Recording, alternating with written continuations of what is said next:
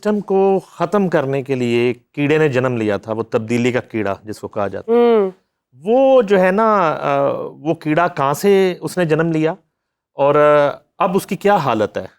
دیکھیں ابھی زندہ ہے؟ یقیناً وہ تو زندہ ہی رہنا ہے، وہ کم ہو جائے گا، بڑھ جائے گا، ختم تو نہیں ہو سکتا۔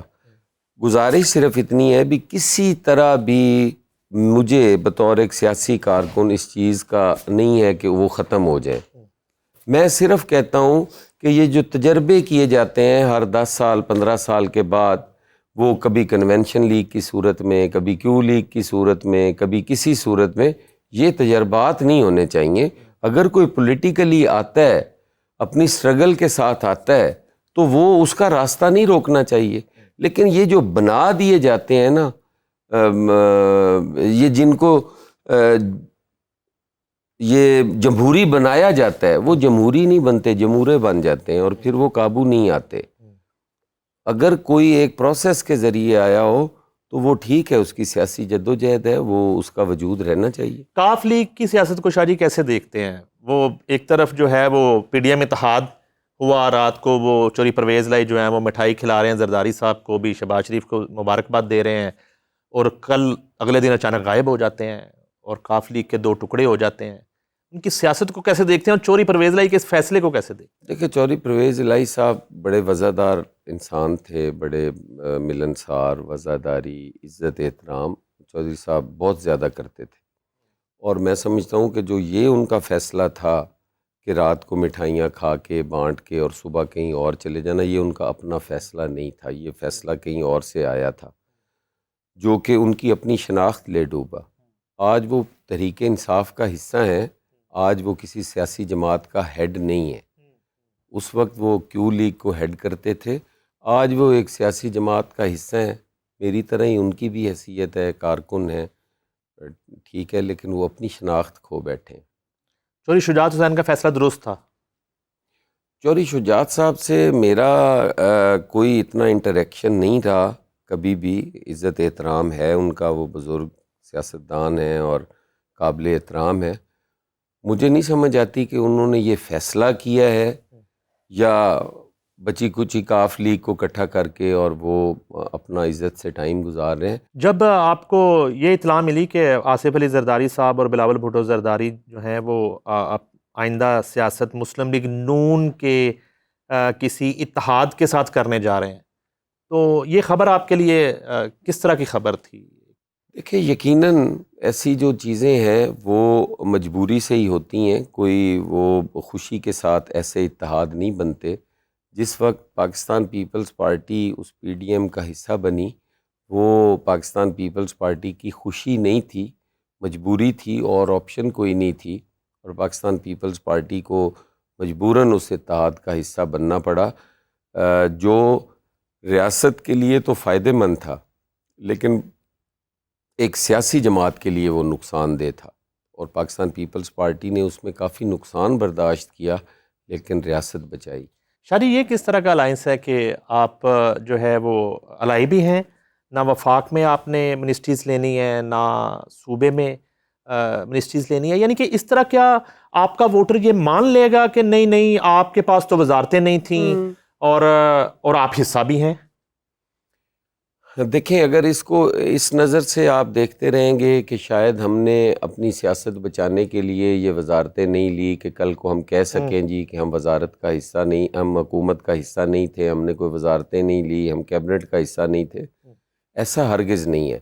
آج ریاست کو ضرورت تھی پاکستان پیپلز پارٹی کی، جو ریاست پہ حملے ہو رہے تھے، ایسی کافی چیزیں تھیں جن کے لیے پارلیمان کا وجود میں آنا ضروری تھا، تو پاکستان پیپلز پارٹی نے اس میں اپنا رول پلے کیا کہ بجائے بند گلی میں جانے کے ہم اس کو آگے لے کے چلتے ہیں، ہم آپ کو آپ کی حکومت کھڑی کرتے ہیں اور آپ کو بغیر کسی بلیک میلنگ کے، آپ کو بغیر کسی تنگ کیے ہم کہیں گے کہ آپ اپنی پالیسیز بنائیں، آپ ملک کو لے کے آگے چلیں، ان بحرانوں سے نکالیں، ان چیلنجز میں ہم آپ کے ساتھ ہیں، آپ کی پالیسی میکنگ میں بھی ہم آپ کا ساتھ دیں گے، اور ہم برڈن شیئرنگ کر رہے ہیں۔ چلے جب بات کرتے ہیں بلاول بھٹو کی، آپ مڈ ٹرم الیکشنز دیکھتے ہیں اور آپ کو کیا لگتا ہے کہ اگلا وزیر اعظم کون ہو سکتا ہے؟ مریم نواز ہو سکتی ہے یا بلاول بھٹو؟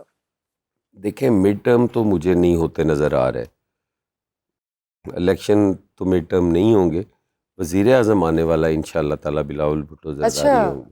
اور آئینی ترمیم اگر ہو جائے پھر بھی آپ کو مڈ ٹرم الیکشنز کی ایکسپیکٹیشنز نہیں، مڈ ٹرم الیکشنز کا اور آئینی ترامیم کا کوئی ایسا چکر نہیں ہے کہ وہ اس لیے کیے جا رہی ہیں۔ دیکھیں آئینی ترامیم کو ایک پراپوگنڈے کے ذریعے یہ تاثر دینے کی کوشش کی جا رہی ہے کہ کسی پرسن اسپیسیفک کو جو ہے یہ کیا جا رہا ہے، حالانکہ ایسی چیزیں نہیں ہیں۔ جی پاکستان پیپلز پارٹی یہ اپنے سی او ڈی کے اندر بھی، جس میں پی ایم ایل این بھی تھی، پاکستان پیپلز پارٹی بھی تھی، اور دیگر بعد میں جو جماعتیں ملیں اس میں عمران خان صاحب بھی تھے، جی ان کے بھی سائن ہیں، لیکن وہ پہلی سٹیج پہ نہیں تھے، سیکنڈ فیز میں وہ تھے۔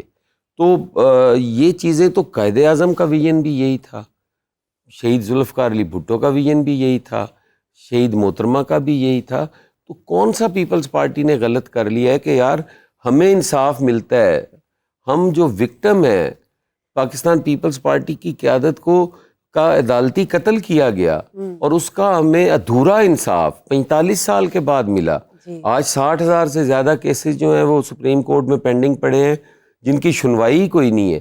آئینی ترمیم کے حوالے سے جو ہے وہ مولانا فضل الرحمان سے کافی ملاقاتیں بلاول صاحب کی بھی ہوئیں، آپ کی قیادت کی بھی ہوئیں، اور حالیہ ایک جو جوائنٹ میٹنگ ہوئی ہے جس میں مسلم لیگ نون بھی تھی، تو اس سے کافی حوصلہ افزا خبریں آ رہی ہیں۔ تو آپ کے پاس کیا اطلاع ہے؟ آئینی ترمیم ہو جائے گی اور کب ہوگی؟ یہ 25 سے پہلے ٹیبل ہو جائے گی؟ دیکھیں 25 جو ہے نا، یہ پاکستان پیپلز پارٹی کا 25 سے کوئی لینا دینا نہیں ہے۔ ٹھیک ہم یہ سمجھتے ہیں کہ آئینی ترمیم ہونی چاہیے، ترامیم ہونی چاہیے، وہ 26 کو بھی ہو جائیں، وہ 24 کو ہو جائیں، میٹر نہیں کرتی۔ پاکستان پیپلز پارٹی بڑا واضح کہہ چکی ہے کہ ہم کسی فرد واحد کو فائدہ یا نقصان دینے کے لیے یہ نہیں کر رہے۔ ہمارے لیے منصور علی شاہ صاحب جو ہیں وہ انتہائی قابل احترام جج ہیں، اور ہمیں ججوں سے کبھی خوف نہیں ہوا۔ لیکن نون لیگ تو چاہ رہی میری ہے عرض سنیں نا، 25 سے پہلے یہ ہو جائے۔ ہم نے کبھی جج نہیں کھیلا۔ پاکستان پیپلز پارٹی جو ہے وہ عدلیہ کا احترام کرتی ہے، ہمارے لیے تمام جو جج صاحبان ہیں وہ قابل احترام ہیں۔ ہم تو وہ لوگ ہیں، بے نظیر شہید کا جو کیس ہے، مقدمے ہیں کورٹس میں پینڈنگ پڑے ہیں۔ اب جو قیادتیں یہ کہتی ہیں کہ یہ تو جی زیادتی ہو رہی ہے، یہ آئینی عدالتیں علیحدہ بنانے کی بات کر رہے ہیں، یہ کیوں کرتے ہیں؟ وہ بھائی ہمارے مرے ہوئے ہیں نا، ہمیں پتہ ہے کہ بی بی شہید کا کیس آج بھی 13-14 سال سے پینڈنگ پڑا ہوا ہے، اس پہ کوئی فیصلہ نہیں آ رہا۔ ہم جانتے ہیں نا کہ کتنی تکلیف ہے۔ ان کی شہادت کے بعد 5 سال ملک میں آپ کی حکومت رہی، تو اس وقت پھر ترامیم آپ کو کرنی چاہیے، ریفارمز لانی چاہیے تھی۔ دیکھیں نعیم صاحب، ہم جتنا کچھ کر سکتے تھے 2008 سے 13 تک، ہم نے جنرل ضیاء الحق کا بگاڑا ہوا آئین، جنرل مشرف کا بگڑی ہوئی جو صورتحال ہمیں ملی تھی، ہم نے جتنی کنسنسس پیدا کر سکتے تھے۔ پیپلز پارٹی ہمیشہ یہ چاہتی ہے کہ ہم آئین کو متنازع نہ بنائیں، یہ متفقہ ہی رہنا چاہیے، اور ہم نے وہ 2008 سے 13 میں ثابت کیا کہ ہمارا آئین متفقہ ہے اور متفقہ بحال ہوا ہے۔ آج بھی ہماری یہ کوشش ہے کہ جو آئینی ترامیم ہوں یہ متفقہ ہوں۔